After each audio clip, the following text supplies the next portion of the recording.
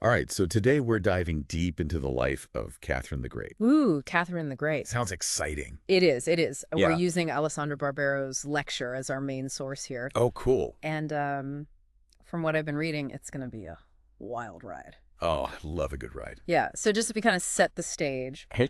we're talking about a German princess who ends up as the absolute ruler of Russia. Wow. A woman who was incredibly smart, super ambitious, Mm-hmm. and really knew how to navigate like the crazy world of politics and power. Yeah, it's remarkable how she not only took power, Right. but she kept it for like 34 years. 34 years. She was a master strategist. Yeah. And she understood that Russian court scene like nobody's business. Yeah. And speaking of the Russian court, Barbero really emphasizes Okay. how chaotic it was after Peter the Great died. Oh, really? Oh, yeah. Chaotic. How? So it was like 5 different rulers in just 15 years. Oh, wow. You had sudden deaths, assassinations, coups. Like, it was crazy. Yeah, that's a recipe for disaster. Oh, total instability. Yeah. And it's crazy how much power these rulers had. Mm-hmm. Like, Barbero gives this example of Empress Anna, Okay. who like made this couple Uh-huh. arrive at their wedding on an elephant. Like an elephant. On an elephant. And then they had to spend their wedding night in an ice palace. Oh, my gosh. Like, talk about a power move. That's wild. Like, how do you even come up with that? I don't know. An ice palace wedding? Right. That's crazy. It shows you just how arbitrary and absolute, like, their power was. Yeah, wow. But, so let's go back a little bit and talk about Catherine Okay. and, like, her journey to Russia, right? Yeah. She starts as Sophie, Okay. this, like, German princess from, honestly, kind of a modest background. Mm. And Barbero even says that, like, her dad thought German was only good for talking to dogs. Oh. I know. So, like, most of her education was in French, Oh, interesting. which is kind of interesting because it shows you why those German marriages were so important for the Russian rulers. Oh. They wanted that, like, European legitimacy, Yeah. but they didn't want someone super powerful who could challenge them. Makes sense. So Sophie, with, like, her limited family connections, she was perfect. She fit right in? She fit right in. Wow. So picture this. Okay. She's 14 years old. Mm-hmm. She gets summoned to Russia Yeah. in the middle of winter. Oh, no. Can you imagine Her. going from this, like, simple life Yeah. to the craziness that was the Russian court? Oh, yeah. Wasn't it, like, over the top? Over the top is an understatement. Okay. Barbero talks about constant balls, lavish spending, even a ball where men and women had to switch clothes. They had to what? Yeah, like the men dressed as women, women dressed as men. Wow. I can't even picture it. Yeah, it sounds crazy. It's wild, right? Yeah. But it's interesting, too, because Barbero contrasts that outward opulence Uh-huh. with what life was actually like day to day in the court. Oh, so it wasn't all, like, fancy parties. No, like, think drafty palaces, Mm-hmm. furniture constantly being moved around, Mm-hmm. and, like, no privacy whatsoever. Oh, wow. So not exactly the fairy tale Sophie might have imagined. Not quite. And then there's her marriage, right? Oh, yeah. Who does she marry? Grand Duke Peter, Okay. the future Tsar Peter III. All right. And Barbero describes him as, well, immature. Immature how? Totally obsessed with the military. Mm-hmm. And, like, completely uninterested in Sophie as a person. Oh, that's rough. Yeah. And you can see how that troubled marriage quickly becomes a political problem. I can imagine. They couldn't produce an heir. Oh, yeah. Big problem back then. Huge problem. There were rumors about Peter maybe being impotent. Wow. And then Sophie starts having affairs. Oh, juicy. And, like, all of this is happening under a microscope. Yeah, the whole court's watching. The whole court is watching because the succession is at stake. Right. Barbero even mentions, like, the Tsarina flat out telling Sophie, learn to be compliant to your husband. Can you imagine? Wow, what a situation. Right, like trapped in a loveless marriage, under pressure to have a kid, Yeah. and constantly being watched. Ugh, I wouldn't want to be her. No, it really highlights how few options women had back then. Yeah, even if you were royalty. Exactly. But it sounds like Sophie, or Yeah. Catherine as she becomes, Yeah. she wasn't just going to sit back and take it. Oh, absolutely not. She's playing the long game, Yeah. biding her time, Okay. watching how everything works, The other girl. learning the whole power dynamic. Yeah. So yeah, we've got this crazy political scene, this extravagant court. Mm-hmm. And in the middle of it all, you have this young and ambitious Sophie Yeah. It's like a real-life drama unfolding. Totally. So what happens next? Well, that's where things get really interesting. Ooh, tell me more. Because when Tsarina Elizabeth dies, Okay. the whole power dynamic changes. Yeah. And Catherine, she sees an opportunity. And she grabs it. I bet she does. With both hands. Oh, this is getting good. It is. But we'll have to save that. Okay. For part 2 of our deep dive. Can't wait. We'll explore how Catherine rises to power. All right. And the moves she makes to outsmart all her rivals. Oh, I'm hooked already. I know, it's a good one. Yeah. So stay tuned. I'm definitely staying tuned. Yeah, Tsarina Elizabeth's death, that was the big turning point. Yeah, like everything changes after that. Right. Peter takes the throne. Yeah, becomes Tsar Peter III. But his reign, yeah, it doesn't last long. it's a mess. And it's messy. Yeah. Like, it seems like almost everything he did just made people mad. Oh, how so? Well, his policies, they favored Germany. Okay. And he was, like, totally obsessed with Frederick the Great. Oh, wow. Yeah, and, like, get this. Okay. He makes peace with Prussia Uh-huh. while Russia's still at war with them. What? Seriously? Yeah, I know. That's a bold move. Not a smart one. No, not really. He just alienated everybody. Everybody. The nobles, the Yeah. military. He just handed Catherine everything she needed Oh, yeah? to take him down. Yeah, on a silver platter. Right. And she didn't waste any time, did she? No. Barbaro makes it clear. She played this perfectly. Yeah. Like at Elizabeth's funeral. Okay. Peter's being all disrespectful. Yeah. But Catherine, she's all piety and mourning. It's brilliant. Right. It's like she knows exactly what people want to see. It's all about perception. Yeah, Right? yeah. And controlling the narrative. It's like she's on this grand stage, you know, the funeral. Yeah. Everyone's watching. All eyes on her. All eyes on her. And she's making sure they see her as the rightful heir. As the true Russian. Right. That's smart. Yeah. And she's not just playing to the crowd. No. She's also making alliances with key people in the military. Yeah. So when the coup happens, Okay. it's quick Mm-hmm. and pretty much bloodless. Wow. Peter's forced to abdicate. Yeah. And Catherine, she becomes Empress of all Russia. She did it. She did it, but the story doesn't end there, does it? What happens to Peter? Well, he dies Oh. shortly after he abdicates. That's suspicious. Very suspicious. Yeah. And like the circumstances, Yeah. they're shrouded in mystery. So nobody really knows what happened. Nobody knows for sure. There's a lot of speculation. And Barbaro does mention this letter Okay. What letter? that was found among Catherine's things. Uh-huh.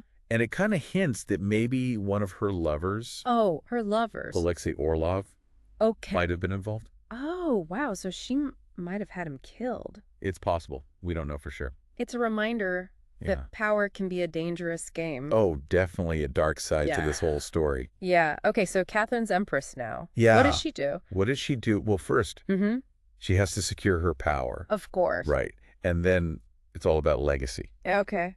and expanding the empire. I like where this is going.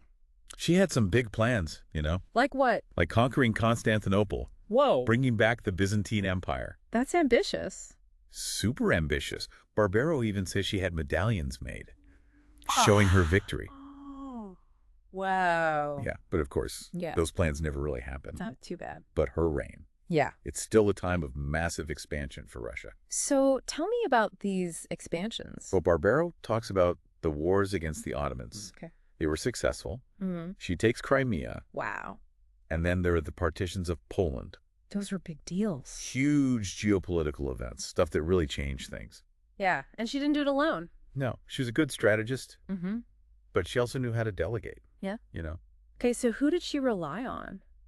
her favorites, Her what? her lovers. Oh. They weren't just romantic partners. Okay. They were political tools. What? She used her lovers for politics? Oh, yeah. How did that Yeah. work? So it was this whole system. Okay. She'd pick a lover Yeah. and give them power and influence. So what kind of power? Titles, land, Mm. and often like important government jobs, Oh, wow. like Grigory Potemkin. Okay. I've heard of him. Yeah, he was a big part of taking Crimea. So she was mixing love and politics. Big time. Wow, that's something. She was securing loyalty that way, Okay. rewarding people who were good to her, Mm-hmm. making sure the people close to her had a reason to keep her in power. Yeah, I can see that. But it's also a system, you know, that's ripe for manipulation. Oh, totally. People scheming for her favor. It's like a soap opera. Oh, yeah. And speaking of manipulation, why to talk about Okay. the Potemkin villages? Oh, yeah, the fake villages. That's a That's good one. So the story goes, Yeah. Potemkin's trying to impress Catherine. Okay. She's touring Crimea. Uh-huh. And he builds these, like, Mm-hmm. fake villages along the road. Like facades to make things look good. Exactly. Wow. To show her all this fake prosperity. That's crazy. It's like political theater. Totally. But did it work? Well, we don't know for sure if it actually happened. Okay. But it shows you how important image was in Catherine's court. It was all about how things looked. Right. She cared about how people saw her. Both in Russia. In Russia and in the rest of Europe. Makes sense. Yeah. And it all ties in with this image she was building. What image? The enlightened despot. Oh, right. She was all about the Enlightenment, wasn't she? She was talking to Voltaire and Diderot. The big thinkers of the day. Buying their libraries. Wow. Even had Diderot come to Russia to give her advice on reforms. So she was really into this Enlightenment stuff. It seems that way. But was it genuine? That's the question, right? Yeah, like, did she really believe in it? Or was it just a way to make herself look good?